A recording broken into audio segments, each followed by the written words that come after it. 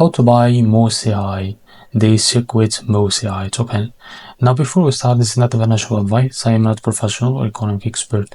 So before investing in any project that you find on my channel, please do your own research. As you can see, this is a token, or it's available on the screen. As you can see, if you don't have an account, just go and create an account on it.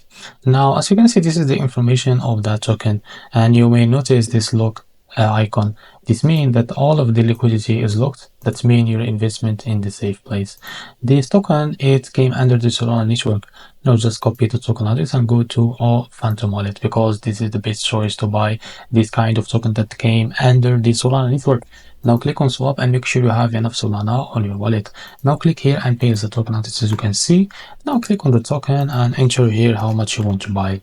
Now after that, they will show you how much you receive. As you can see, this is the high price impact. Just reduce it, as you can see.